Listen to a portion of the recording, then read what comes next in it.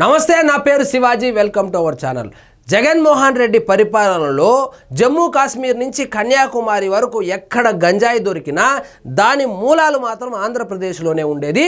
ముఖ్యంగా మన్యం జిల్లాలో ఆ సాగు అయితే ఉండేది. వాళ్ళ దగ్గర సాగు చేపించి దాన్ని రవాణా చేసి స్మగ్లింగ్ కూడా చేసేవాళ్ళు. కానీ ఈ మధ్యకాలంలో తమిళనాడు నార్కోటిక్స్కి సంబంధించినటువంటి అధికారులు ఏం చెప్పారంటే, ఒకప్పుడు మా తమిళనాడులో ఎక్కడ గంజాయి దొరికినా దాని మూలాలు ఆంధ్రప్రదేశ్లో ఉండేది. కానీ ఇప్పుడు గంజాయి పట్టుబడినప్పుడు విచారిస్తుంటే ఒరిస్సా అని చెబుతా ఉన్నారు. ఆంధ్రప్రదేశ్లో నుంచి గంజాయి ఎగుమతి, అదే గంజాయి స్మగ్లింగ్ ఏదైతే ఉందో మా రాష్ట్రానికి తగ్గింది అని చెప్పి ఒక నివేదిక కూడా ఇచ్చారు. మచ్చ తొలుగుతోంది. మన్యంలో తగ్గిన గంజాయి సాగు.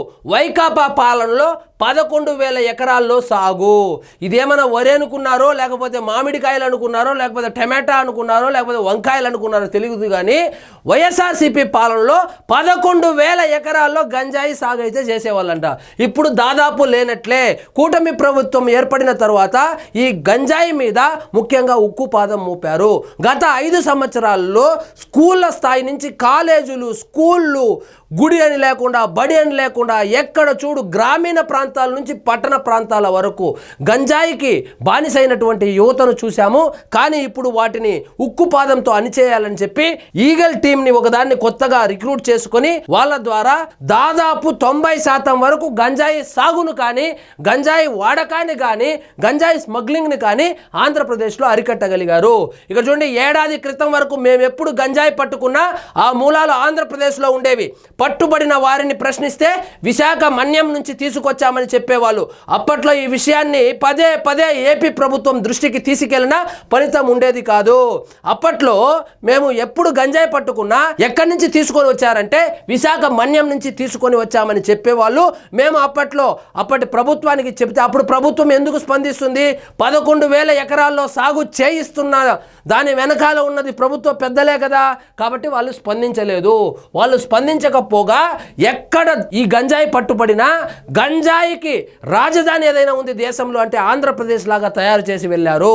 సో కానీ ఇప్పుడు పరిస్థితులు మారాయి. ఈగల్ టీమ్స్ వచ్చిన తర్వాత ఈ గంజాయిని ఉక్కుపాదంతో అణిచేస్తున్నారు. ఇక చూడండి, ఎవరు చెప్పిందో ఇది. కొన్ని నెలలుగా మాత్రం ఏపీ నుంచి మా రాష్ట్రానికి గంజాయి రావడం ఆగిపోయింది. పట్టుబడుతున్న వారిని విచారిస్తుంటే ఒరిస్సా నుంచి తీసుకొని వచ్చామని చెబుతున్నారు. ఇటీవల జరిగిన నార్కోటిక్స్ కంట్రోల్ బ్యూరో సమావేశంలో Tamil Nadu anti narcotics task force అధికారులు చెప్పిన అభిప్రాయం ఇది. సో వాళ్ళ అభిప్రాయం ఏంటంటే, ఇంతకు ముందు ఎప్పుడు మా తమిళనాడులో గంజాయి పట్టుబడినా అది ఆంధ్రా నుంచే వచ్చేది సరుకు. కానీ ఇప్పుడు మాత్రము ఒరిస్సా నుంచి వస్తుంది. కానీ ఆంధ్రప్రదేశ్ నుంచి తమిళనాడుకు గంజాయి రావడము పూర్తిగా ఆగిపోయిందని ఆ అధికారులు కూడా చెప్పుకొచ్చారు. ఇక్కడ చూడండి, 375 గ్రామాల్లో మార్పు తీసుకొచ్చారు. విశాఖ మన్యంలోని చింతపల్లి, జీమాడుగుల, కొయ్యూరు, పాడేరు, జీకే వీధి, ముంచంగిపట్టు, పెదబయలు మండలాల పరిధిలో 375 గ్రామాలు గంజాయి సాగుకు హాట్స్పాట్లుగా ఉండేవి. గంజాయి సాగు చేస్తున్న రైతులందరినీ గుర్తించి వారికి కౌన్సిలింగ్ ఇచ్చారు. 10,256 మంది రైతులకు నిమ్మ, అవకాడో, జీడి, కొబ్బరి, డ్రాగను, జామ, జఫ్రా, నేరేడు, దానిమ్మ, సపోటా లాంటి పళ్ళ తోటలు వేసుకోండి, ఈ గంజాయి వద్దని చెప్పి కూడా కౌన్సిలింగ్ ఇచ్చి ఆ గంజాయి సాగు ఏదైతే ఉందో సాగునైతే మాత్రము 100% ఉక్కుపాదంతో అణిచివేశారని చెప్పారు. ఆ ఉద్యాన పంటల సాగుకు అవసరమైన సహకారాన్ని ఐటీడీఏ ఇతర ప్రభుత్వ శాఖల ద్వారా అందజేస్తుంది.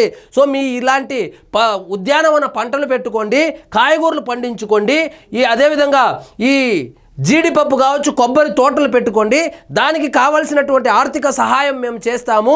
కానీ మీరు దయచేసి ఈ గంజా సాగు మాత్రం చేయొద్దండి, యువత భవిష్యత్తుతో ఆడుకోవద్దండి అని చెప్పి వాళ్లకు కౌన్సిలింగ్ ఇస్తే ఆ కౌన్సిలింగ్లో వాళ్ళు కొంతవరకు మారినట్లు తెలుస్తోంది. సో 375 గ్రామాలు ఏవైతే హాట్స్పాట్గా ఉన్నాయో గంజాయి సాగుకు, ఆ గ్రామాల్లో ఇప్పుడు దాదాపుగా గంజాయి సాగు అనేదే లేకుండా పోయింది.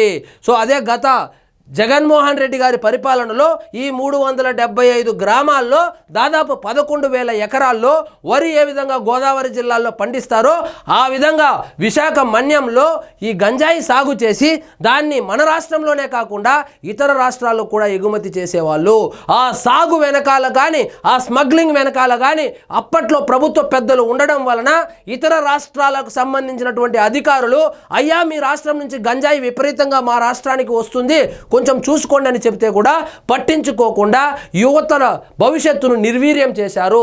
స్కూళ్ళు, కాలేజీలు, బడులు, గుడులు ఎక్కడ చూసినా గంజాయి మయం చేశారు.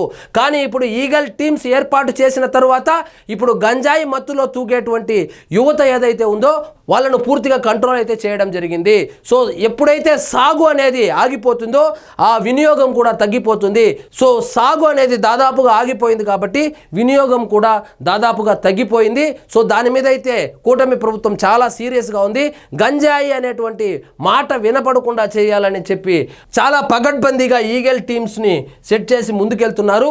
సో ఈ విషయం చెప్పింది ఎవరో కాదు, పక్క రాష్ట్రానికి సంబంధించినటువంటి అధికారులు. సో ఇదండి ఈరోజు మన టాపిక్. మీకు ఈ వీడియో నచ్చినట్లయితే లైక్ చేయండి, షేర్ చేయండి, ఛానల్ మాత్రం సబ్స్క్రైబ్ చేసుకోవడం మర్చిపోవద్దు.